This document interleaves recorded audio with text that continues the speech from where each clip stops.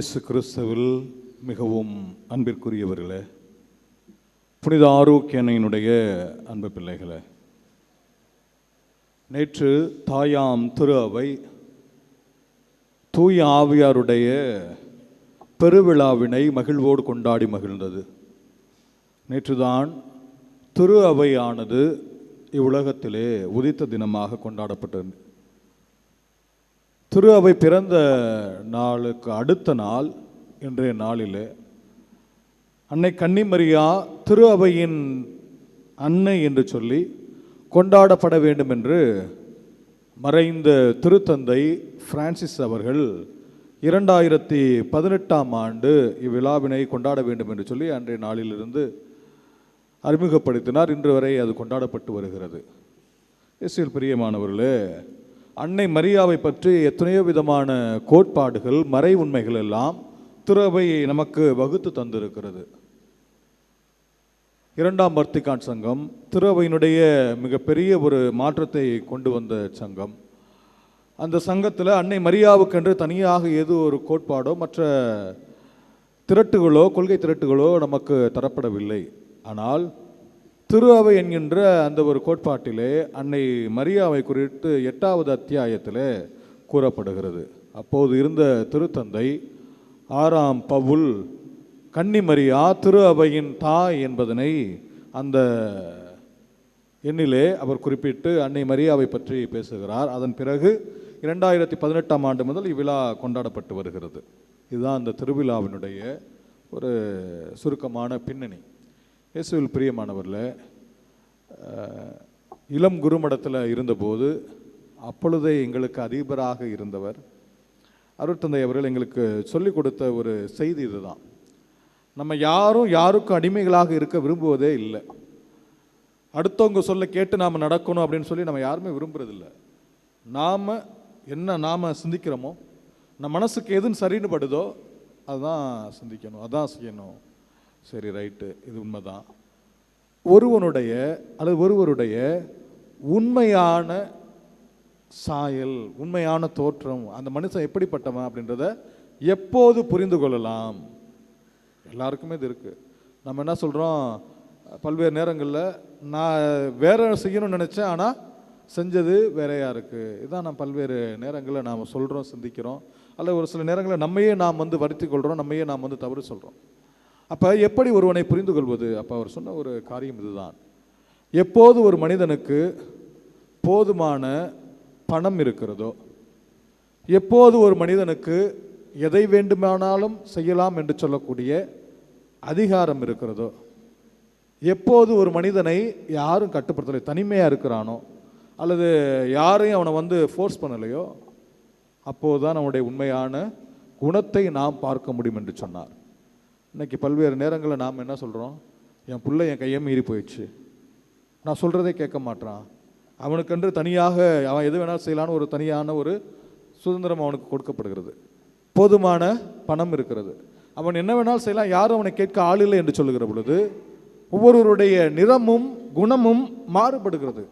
அதுவரைய நல்ல பிள்ளையாக தான் இருந்திருப்பான், நீங்கள் சொல்கிறதெல்லாம் கேட்டுட்டு தான் இருந்திருப்பான், நீங்கள் என்ன சொன்னாலும் கேட்குற பிள்ளையாக தான் இருந்திருப்பான். ஆனால் அதன் பிறகு நிறமும் குணமும் மாறுபடுகிறது. அப்போ நாம் எப்படிப்பட்ட பிள்ளைகளாக இருக்கிறோம், நம்ம எப்படிப்பட்டவங்களாக இருக்கிறோம் என்பதனை இந்த நாளில் சிந்திக்க அழைக்கப்படுகிறோம். சரி, இன்றைய விழாவிற்கு வருவோம். அன்னை கன்னிமரியாவுக்கு கப்ரியேல் வானதூதர் ஆண்டவர் இயேசு உன் வயிற்றில் குழந்தையாக பிறப்பான்னு சொல்கிறப்ப, ஆண்டவர் இயேசுவுக்கு மட்டும் தாயாக, தனிப்பட்ட ஒரு பெண்ணாக, கடவுளுடைய முழு அன்பையும், கடவுள் தருகிற அனைத்து விதமான ஆசிகளையும் அருளையும் அன்னை கன்னிமரியா பெற்றுக்கொள்கிறார். பெற்றுக்கொண்ட பிறகு அந்த அன்னை கடவுளின் தாயாக அந்த நாளிலிருந்து பயணிக்க ஆரம்பிக்கிறார். அந்த அன்னை உங்களுக்கும் எனக்கும் எப்போ அன்னையாக வர முடியும்? இயேசுவின் தாய். அதான் நாம் விழா கொண்டாடுறோம். ஜனவரி மாதம் 1ஆம் தேதி வருடத்தின் முதல் நாளை கொண்டாடுகிறோம். அன்னை கன்னிமரியா கடவுளின் தாய் என்கிற பெருவிழாவினை கொண்டாடி மகிழ்கிறோம். அந்த தாய் உங்களுக்கு எனக்கு என்ன செய்யணும்? அவங்க இயேசுவின் தாய். இயேசுக்கு என்ன தேவையோ அதை செய்வாங்க, இயேசுவோடு இருப்பாங்க, இயேசுக்கு தேவையான செய்கிறாங்க, இயேசுவோட கூட பயணிக்கிறார்கள்.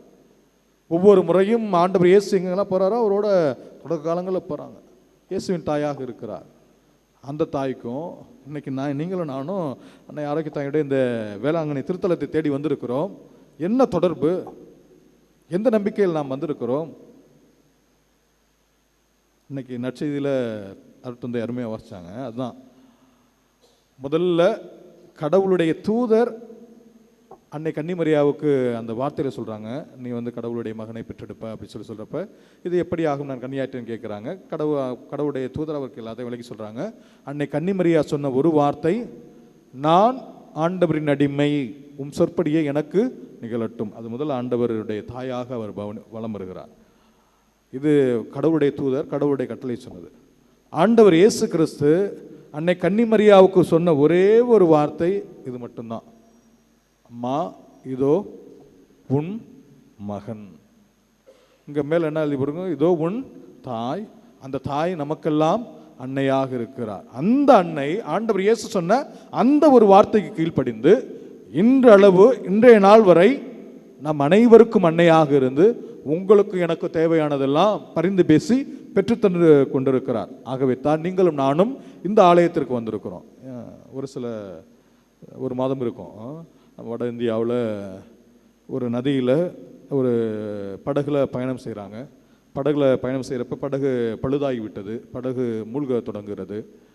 ஒரு தாயும் மகனும், இது நிறைய சமூக வலைதளங்கள் வந்தது, தாயும் மகனும் பயணம் செய்கிறாங்க, சின்ன குழந்தை. அந்த தாய் தன் மகன் எங்கேயாவது பிரிந்து போய்விடுவான் என்று சொல்லி தன் மகனை கட்டி இறுக்கி அணைத்து அந்த தண்ணியில் மூழ்கி இறந்து போகிறார்.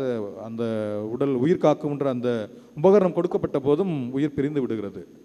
ஒரு சாதாரண மன்னகத்தாய் தனக்கு ஒப்படைக்கப்பட்ட தன்னிடத்தில் தன் வழியாக பிறந்த மகனை இழந்து விடக்கூடாது என்பதில் அவர் ரொம்ப உறுதியாக இருந்தார். ஆண்டவர் இயேசு கொடுத்த கட்டளை ஒன்று. அந்த கட்டளைக்காக அன்னை மரியா அன்றைய நாளில் பல்வேறு இடங்களில் காட்சி தந்திருக்கிறார். ஒவ்வொரு முறையும் காட்சி தர்றப்ப அவர்களுக்காக எதுவும் கேட்கவில்லை. என் பிள்ளைகள் யாரும் என்ன பண்ணிடக்கூடாது, நரகத்துக்கு போயிடக்கூடாது, என் பிள்ளைகள் யாரும் என்ன பண்ணக்கூடாது, துன்பப்படக்கூடாது என்று சொல்லி இன்றளவில் திரு அவையின் நம் ஒவ்வொருவரின் தாயாக, திரு அவை என்பது என்ன, நாம் நம்பிக்கையில் ஒன்று சேர்ந்திருக்கிற நாம் தான் திரு அவை. நம் ஒவ்வொருவருடைய அன்னையாக இருந்து கொண்டு அன்னை அவர் பரிந்து பேசி கொண்டிருக்கிறார். அப்படிப்பட்ட விழாவைத்தான் நாம் இன்றைக்கு கொண்டாடுறோம்.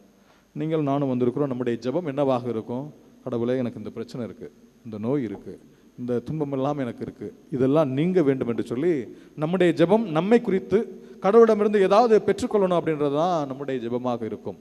ஆனால் அன்னை கன்னிமரியாவோட ஜெபம் வேறு.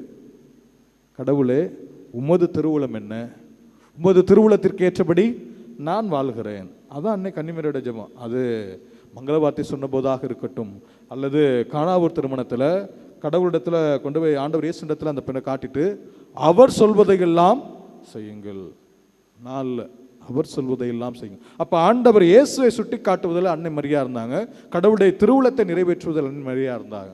இப்போ நாமும் இந்த நாளில் என்ன வேண்டி விரும்பி கேட்கணும் கடவுள்கிட்ட, கடவுளே உமது திருவுளம் என்ன. நமக்கு நிறைய சுதந்திரம் இருக்கலாம், பணம் இருக்கலாம், நம்மளை கேள்வி கேட்க யாரும் இல்லாமல் இருக்கலாம். அப்படின்னா நமது குணம் வந்து தீமையில் போகிறதுக்காக அல்ல, தீமை செய்வதற்காக அல்ல. என்னை ஒருவன் பழி வாங்கி விட்டான் அல்லது என்னை ஒருவன் ஏமாற்றி விட்டான், நயவஞ்சகம் செய்து விட்டான் என்பதற்காக அவனை பழி வாங்குவது என்னுடைய குணமாக இருக்கக்கூடாது.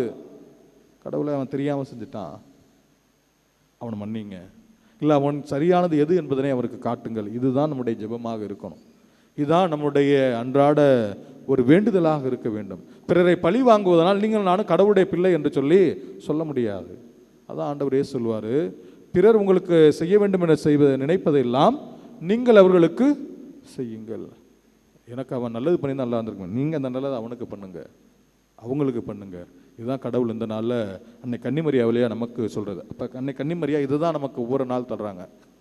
இயேசுவில் பிரியமானவர்களே, இப்படிப்பட்ட ஒரு உள்ளம் தான் உங்களுக்கும் எனக்கு வேணும். அன்னை கன்னிமரியா திரவின் தாயாக இருந்து, எனக்கு ஒருத்தன் எதிரியாக இருக்கலாம், அவனும் வந்து அன்னை கன்னிமரியாட்ட வேணா அன்னை கன்னிமரியா என்ன அவனுக்கு தேவையில்லாத அல்லது அவனுக்கு ஒரு தீமையை தந்து விடுவார்களா? அல்ல, நம் அனைவருக்கும் அவர் தாய். அப்போ அந்த ஒரு எண்ணத்தில் வந்திருக்கிற நம் அனைவருக்கும் அவர் தாயாக இருந்து தம் திருமண்டத்தில், தம் கையில் ஏந்திருக்கிற திருமண்டத்தில் நமக்கு தேவையான வரங்கள் அனைத்தையும் பெற்றுத்தருகிறார் என்ற நம்பிக்கையில் நாம் அங்கே வந்திருக்கிறோம். இதே நம்பிக்கையில் நாம் தொடர்ந்து வாழ்வோம். பிறருக்கு தீமை செய்யக்கூடிய எண்ணங்களை மறந்து விடுவோம்.